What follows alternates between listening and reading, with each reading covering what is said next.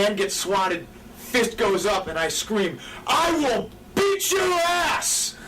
And then the place stops. 150 transvestites all turn and look at me. I Will Survive goes off the radio. Carino just goes, "How close are we to the door?" Because we legit thought we were going to have to fight our way out of this bar, and we would have gotten our asses kicked. And Dick Murdoch would have been rolling in his grave. We would have gotten beaten up by 100 men dressed as women, and some of them were just so horrible looking. So like the music kind of starts playing again, and she was like, "Oh, you need to settle down." And I was like, "No, I will sock you right in the Adam's apple." And then she was like, "Oh, feisty," and like she walked away, and like all the FWA guys were just like splitting up. They were freaking out. It was hilarious. And just when you thought the night couldn't get any better, they had a lip sync dance competition. And it was the craziest thing I've ever seen, man. There was one transvestite that looked like Gollum, was all skinny. So I busted out my camera and started taking pictures, you know. There was a tag team of transvestites and red matching outfits, one black, one white. So the whole night we're calling them Shelton, we're calling them Haas and Benjamin. They don't even know. We're like, "Haas, Benjamin, come on over here," you know. So we're screaming, you know, like they're doing votes by applause. So me and Karina the whole time are like, "That's my guy!" That's my guy. And just all this stupid stuff, you know, like, and finally there was a group of women there, and like I looked and I go, "Wow, there's actually a group of women," and they were older women. And Alex Shane explained to us that like I guess a lot of women like to come to transvestite bars because they don't get bugged by sleazy guys. It makes sense, I guess. Little do they know. They just want to dance, you know what I'm saying? So, but I mean, you know, so we're standing there, and the women come right up to us, and she looks at me and she goes, "You don't look gay." And I'm like, "No, I'm not." And she looks at Carino and goes, "Are you a woman?" And in the best delivery ever, I mean, Carino is just drunk by this point. He sips his drink and goes, "Are you?" And it was like the way it had, the look on her face, she was so appalled, but it just made my night. And I started laughing in the woman's face, and then we left. And then the kicker for the night that topped it off was we had to piss so bad we stopped at a gas station. But just like here in America, the gas station was closed, and they had like the little slot you're supposed to give the guy money and stuff like that. And we're like, "Please let us in, we gotta pee." And the guy's like, "No, you can't use my bathroom." And he was like all adamant about it. He's like, "You can't use my bathroom, but if you want, just go piss on the side of the building." So there's 8 wrestlers all just pissing. The cops were going by and they're waving at us. We're like, "Oh, this is pretty weird." Great night. Great night. Steve Carino, great guy. Great guy. All right, next on the list is Homicide. Homicide. I'll let you start this one. All right. Homicide as a person is a great guy, man. He's probably one of the most solid cats, you know. You know what you get with Homicide, man. He's just a cool cat who is down from the get down. I mean, if you got any problems, because you got any problems in New York, call Homicide. He's gonna take care of them for you. He'll stab you. He will, or he won't stab you, and but he will miraculously get away with it. Yes. It's a great thing about Homicide. That's a great thing about Homicide. But Side's a cool cat, and we always have fun with him, including one time when Side came out to Southern California. Everybody was out to Southern California. Cast the characters, Joe. We had the cast of characters were in full force out in Southern California. CM Punk, myself, Homicide, B-Boy. It was the Pro Wrestling Guerrilla. It was for a Pro Wrestling Guerrilla show, I believe. Yeah, it was the 2-day tag tournament. Yeah, so everybody and their grandmother was out there. So, of course, whenever ROH guys come out to Southern California, in general, pretty much, they're more than welcome to stay with me in my humble abode. And we usually go out and have a good time and have a few drinks, except for him. He has cranberry juice while I drink my vodka cranberries, and we all have a good time. So, on one particular night after the first night of the tournament, it was myself, Homicide, B-Boy, the Havana Pitbulls, Nozawa.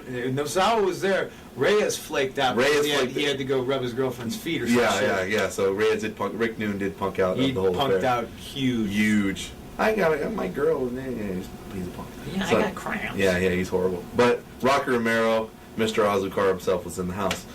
So we all go out to establishment, which if you ever keep up with me and Punk, you know very much about the Green Girl Saloon, where the bartenders are all very good friends of mine, and they have a tendency to let the liquor flow quite freely to my party, and also they don't wear a lot of clothes.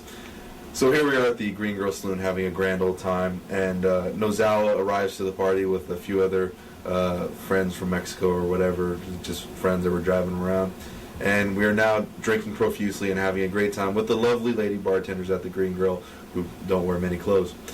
So Nozawa, of course, spending his half of his time in Mexico and Japan, is a very big aficionado of tequila, so the bottles of Patron come flowing in droves. Now, Punk, being the designated driver of this whole affair, is watching this all and will soberly recount it to me.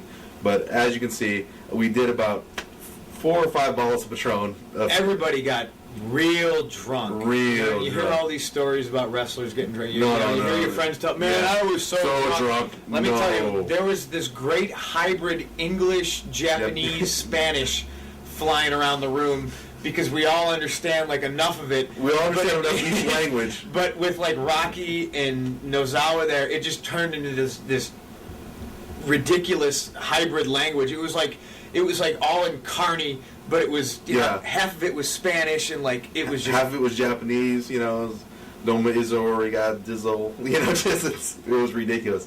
So we're partying. I'm doing body shots off the bartenders. I mean, it's wild. Wasn't Pierce and Baby Slim there? Pierce and Baby Slim were there, and they were also quite blasted. In fact, I got Baby Slim to have a few drinks because, much like CM Punk may not know this, Baby Slim does avoid the drink. yeah. So he just popped out. Hang on a minute. yeah. So while he Ridiculous. does calisthenics, we're sitting there, we're drinking, we're partying, we're having a great time. And now comes the end of the night, and of course we have the good old standby designated driver when we need it, CM Punk. And of course we only came in one car, and that was Rocky Romero's car, which happens to be a stick shift. And unfortunately, No. Man, you were drunk. Oh, shit. Dude. So what are you talking? Hang on a minute. Let me get my knee back in. You look like you're freaking pole dancing. I know. So- Somebody son of a bitch. So, CM Punk is going to drive us home, but his stick he hasn't drove a stick in quite a while, so he's a little bit rusty. Give me a second. I'll So get back in. it could have gone out at a perfect time because he's going to try to refute this bullshit.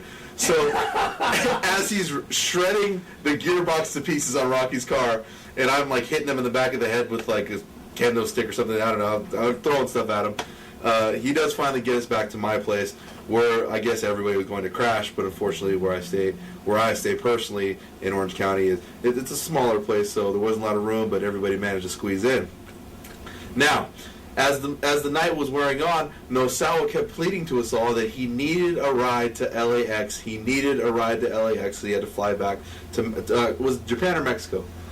Japan. He had to fly back to Japan for an All Japan show like that week. So, oh yeah, no problem. But of course, when we get back to the house, everybody that was going to give him a ride is now passed out on my floor.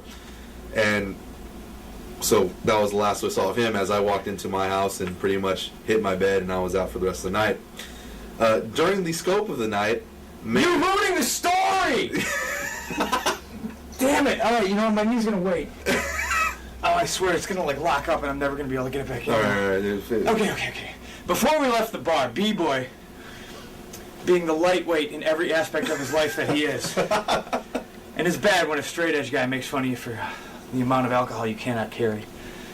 Everybody else is getting blitzed. I mean, they're just messed up. It was like somebody got married and there was a funeral on the same day. These guys are just a wreck. You know, Homicide's all, yo, Punk, I loves you.